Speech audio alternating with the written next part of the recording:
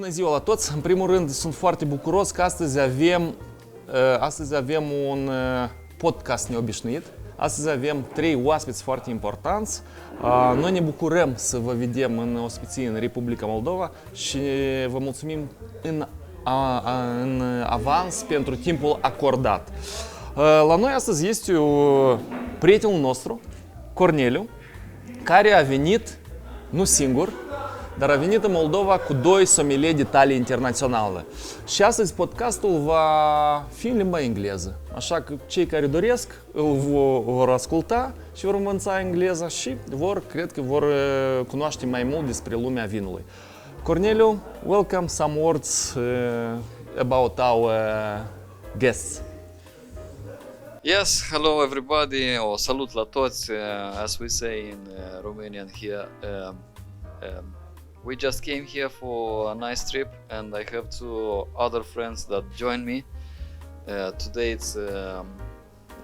it was an important day today. Yesterday was another important day. I will have to present the Eros Teboni, Best Sommelier in the World 2019 WSET, and Mounayer. That is also a Court of Master Sommelier, WSET, as us. Everyone is studying the wine. Everybody's working with wine, you know. And these 2 friends, we just met each other a couple of years ago with Eros, and we basically doing our experiences around the world. They mostly having some businesses in Copenhagen. Welcome in Republic of Moldova. Thank you so much. Please tell us how you are coming to this nice profession, or it's a hobby, or what is this? What was the yeast which made you to become a sommelier? Hi everybody, my name is Joseph and I've been working in the gastronomy business for almost 30 years with my own restaurants and clubs and nightclubs and so on. And by this way I entered the world of wine of natural reasons, right? And I studied a lot, and it's a never-ending story. And this is how I met these lovely people. My partner Eros there, with our company is called Gastro Experience, and also our good friend Corneliu, with a lovely wine bar and wine club in Copenhagen. So this is shortly about how we get into the business. For me, in childhood, did you love the wine? Did you have some dreams about the wine? I hated wines actually, because my uncle is an archbishop, or he was archbishop. I know in Lebanon the priests do a lot of wine, and we had a lot of wine, and for us it was like wine every day, even if we were small. But I hated wine, you know. But it's an elder day that I started to like this, fabulous art of fermenting juice from grapes, and now we drink some bottles every day, every week, every month, and it's always a learning process. For Corneliu, I understand that the wine is his blood, it's Edini, because he's coming from Moldova. Yes? But for you? For me, I worked in, we have at home a small wine shop and a little import-export company. And I have my own company in Italy, and since last 2 years I work together with Joseph in Gastro Experience, the second company what we opened in Sweden. And I started to be interested in wine with 16, 17 through my father, and then through learning, tasting, learning. You understand always more, or you try to understand always more, and you get involved in different situations and different realities where are fantastic, because the world of wine can open some doors that other jobs are not able to do. And I fell in love with this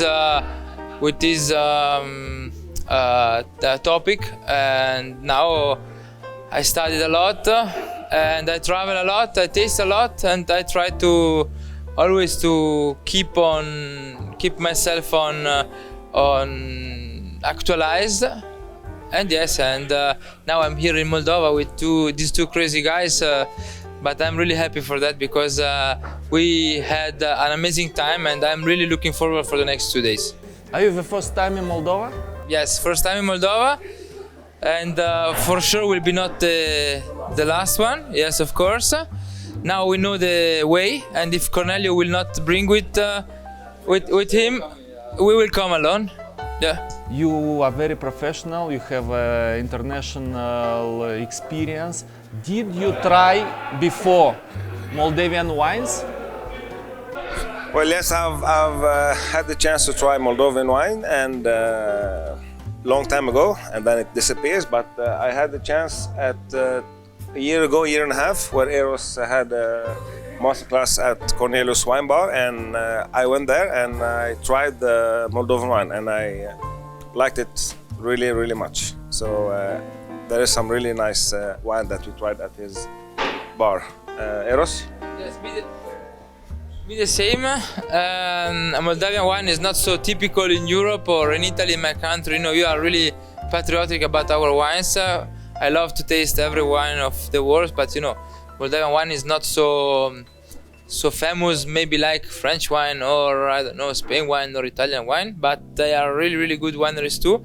And I'm really thankful to Corneliu to give us the possibility to try 1-2 years ago some Moldavian wine, and now we had today a big tasting with over 40 different wines, and I'm really, really happy to be able to put myself a little bit more, to concentrate myself a little more about Moldavian wines. On the first impression, what will be like an advantage for Moldavian wine? Will be aromatic, or the red wines will be more structured, or on your point of view? Allora, I liked the sparkling wines a lot. Sweet wines really, really good too. In white wine, my opinion, they have to, or the wines that we taste today, they have a lot to work, but the basics are really good. And red wine really, really good. We tried a lot of different grape varieties, and this was really, really, really good. And yes, I really high aging potential. I am really surprised about the quality of all the color and the type of wines, but red wines wise for sure more than the others, if I can give my personal opinion. Corneliu, questions for you. Did you bring our guests to some national restaurant? Did we try some national kitchen? If not, maybe you have more experience. What will be some pairing with our national kitchen, wine and food, something? So basically, yesterday we didn't have actually time to have a lot of courses that the guest has in the restaurant Bufnița Albă, because we were doing the service. We tried to let them the best service from us. We went afterwards after the service and we ate some nice, simple, delicious food. We tried today some food here.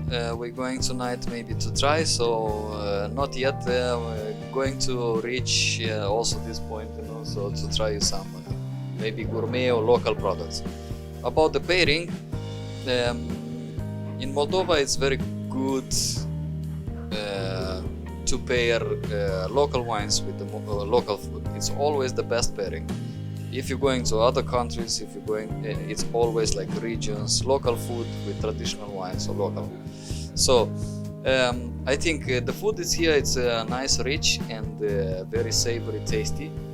And also the wines are nice, rich, bold, rich, especially reds, because Moldova became a wine country for the red wines. And then now it's like sparkling and white is going, so more fine kitchen or fine dining in Moldova it's coming. There is some nice restaurants in Chisinau I hope to try. I usually go and give them some feedback. Nice pairing, let's say like that.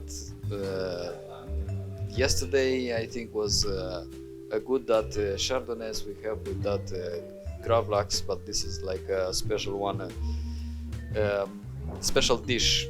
Local dishes, of course, if you have some sarmale with some rara neagră, some light, because it's rice, it's not so much heavy, so you can actually pair it with some rara neagră.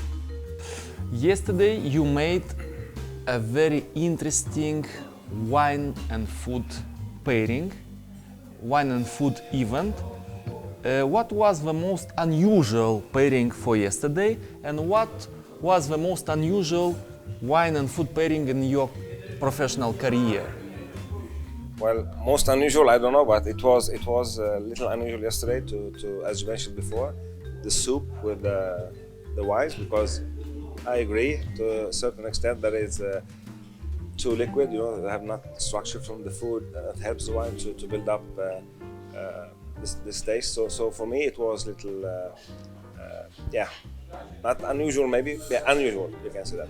And then especially when I heard from somebody of the guests yesterday that you used to drink spirit with the soup usually, or that specific soup from yesterday. So even the guest was little, because I get many questions from the guest, why wine with food or with soup? The most, we have throughout the years had many unusual and different pairing. The most unusual one for me actually was a beef tartare with Riesling Auslese. And when I asked how, so the sommelier told me that they had some deep fried artichoke in the tartare, which make it actually little better than it sounds. So this was for me the most awkward. Yeah, but it was good actually. It was good. Need to try. Yeah. For you, Corneliu? For me, I was working in Italy. Actually, one of the best pairings I was having with the dessert. So it was a lady, let's say, I will not say an old lady, but she was old. She was that young. Yeah, she was 84. So, so I would say old. That she was the best, let's say, cook in the whole Parma. For example, in the all nobilties and all the families there. So she was doing the, let's say, we call it in Italy, soufflé di pane. So it was like a bread soufflé. I don't know how she was doing, but that bread soufflé was popping up like that in the oven with butter, some raisins, crème pâtissière, and she was pairing with the Grand Marnier. So this was like the best and unusual, and for me was like I still have this one in my mind. Yeah, for me, I tried many times privately at home, and then I put it in a gourmet menu in one of the places where I worked. Deep fried lamb cutlet with ice wine from Canada, with a really great acidity. Mega super contrast with the lamb and with the deep fried bread, and it was fantastic. And it was really satisfying combination, because you have the saltiness and the fatty parts of the food, and then you have the acidity and the sweetness of the wine, and you have a great contrast. It was really good. I always had a question, which I am reading a lot. What is your opinion about the pairing with chocolate, the wine with the chocolate? Somebody are telling that it's possible, somebody is no. What is your experience about this idea? I love chocolate, so I love you can buy me with chocolate if you want, and I love wine too. And there are a million different possibilities, from white wine, from really Spätlese of Austria, of Germany. You must just take care about which art of cacao and chocolate, from where, how much should be the percentage of cacao, and you have millions possibilities. If you are not happy with wine, you can go through sherry, you can go to port wine, you can go to cocktails. Chocolate is love pure. So I think there are million possibilities. Yeah, you know, chocolate is also a tannin. When you say the tannins, where are coming from? We usually say chocolate or black tea or, you know, wood. Usually the classic pairing is like port wine, you know, with the black fondant, you know. So a lot of possibilities, depends on the intensity. I can agree with the guys, and Eros maybe said it all, especially with his passion for chocolate. So yeah, it stops what he said. So you can have many different varieties of pairing different wines with chocolate. So red, white, sweet, cherry, port, like Eros said. You are coming from different countries. So Italy, Denmark, Sweden. Yes? What is the trends on your market now, or how is developing the gastro business in your country? Maybe some trends now. So I will start, let's say, the trends in Denmark. Denmark is actually one of the countries that it's having one of the top restaurants or the most too. Yeah, but let's say it's like a food capital now because it's a small country. I thought that it's Italy a food capital. No, but let's say in the Scandinavia. I'm saying Okay. for the Scandinavia. You know, Scandinavia it will be nice food capital because we have a lot of restaurants for the small city that is it's Copenhagen, and then it's other rest. The trend is of course it was changed from I don't know 15 years ago when it started in Scandinavia. I'm talking, you know. Noma guys, you know, Rece started to do another philosophy because he put one group of the chefs and they say we need to start to share our knowledge.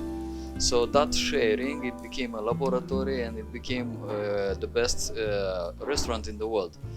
What is doing the old world? It's like keeping the knowledge in that restaurant. So sharing the knowledge, it brings more, let's say, development, more going ahead, more doing something new. So everything it's coming.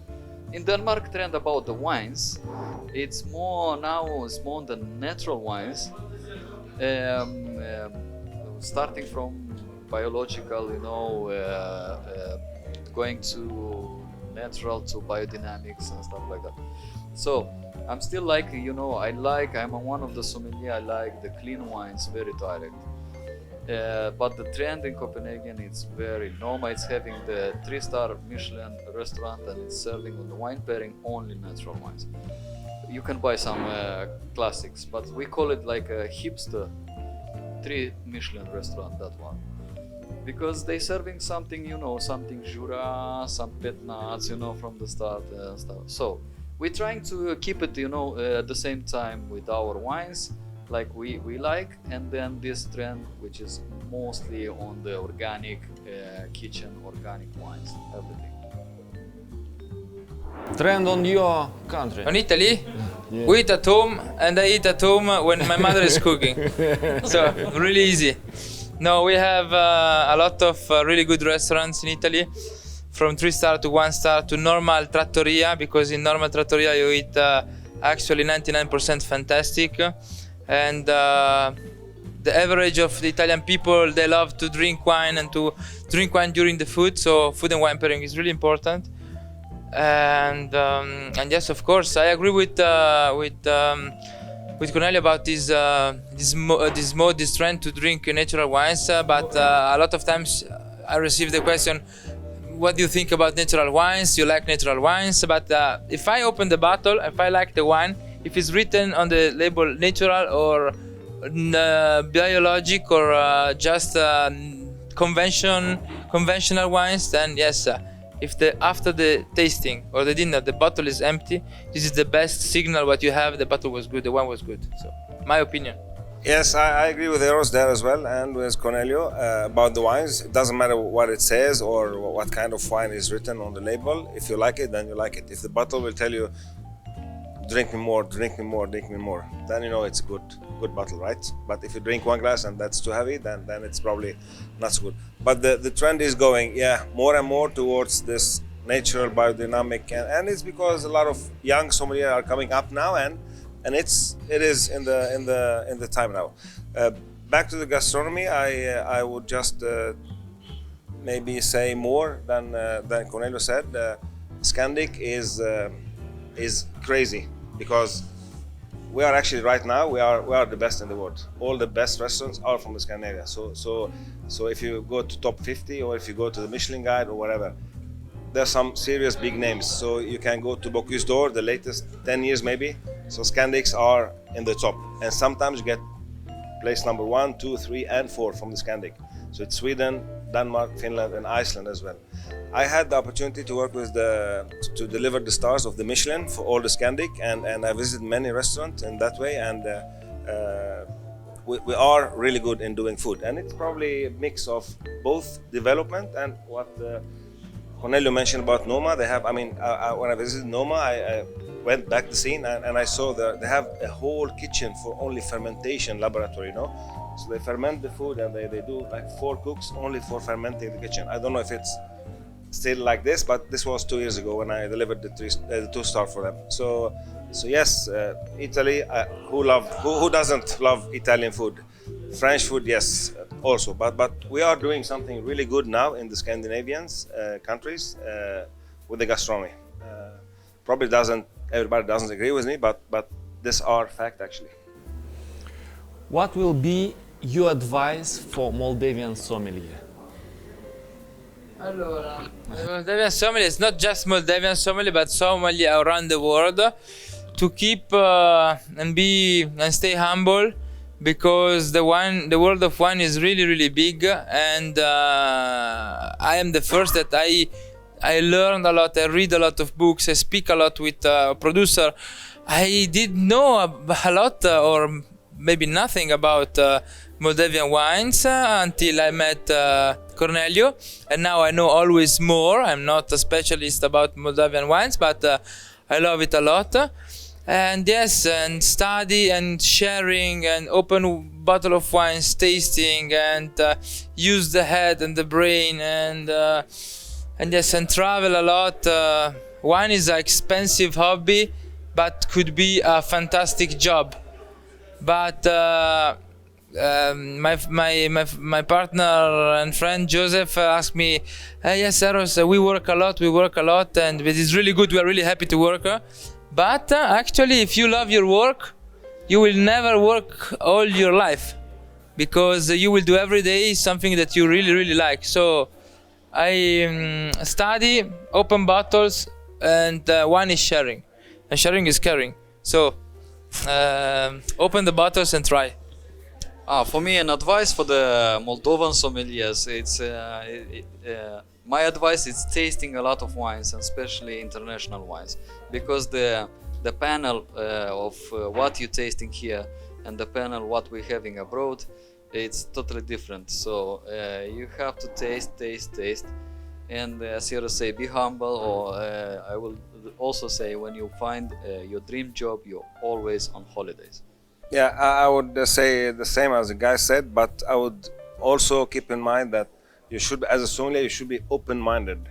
So what I mean, there's always new ways, new trends maybe, or new things that you should do. So open-mindedness is really good, and it's very important. As a sommelier, you don't have to be like focus on a specific way. So be humbled, of course, because you are there to help people like wine or help them to choose the right wine.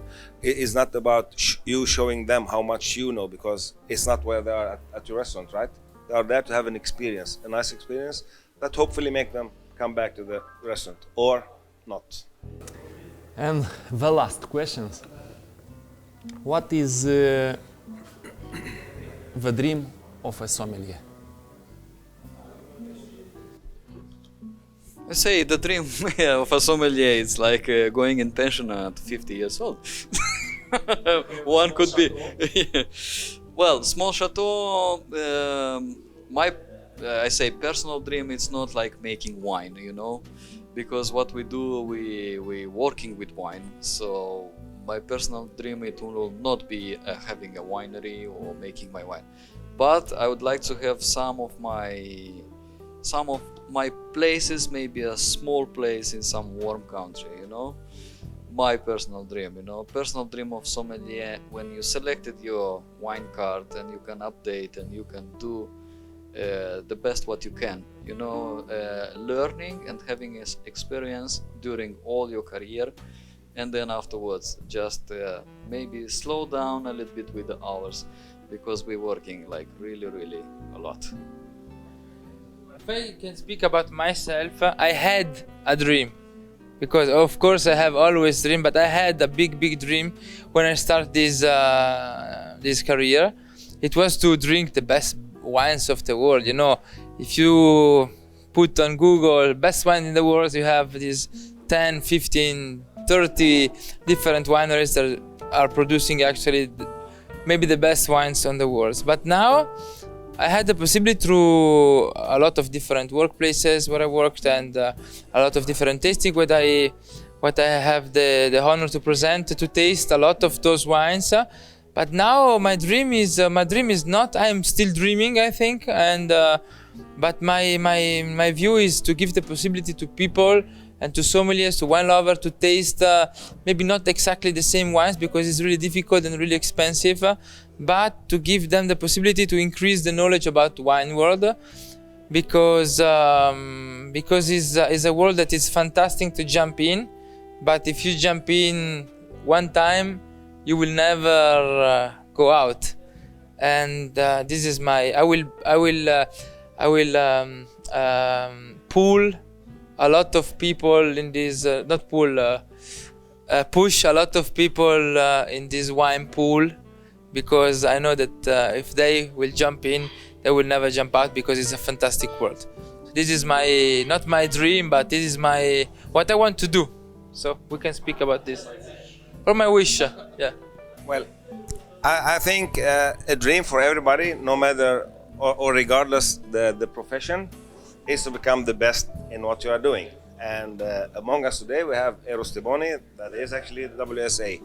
And for me, Eros, this is maybe the first time I say it straight to you, and now on national pod or something. I will order champagne. You are, no, but really you are a dream, because so humble, so knowledgeable, knows so much and still so humble, and be able to lower his level, you know, and discuss. This is man, cheers.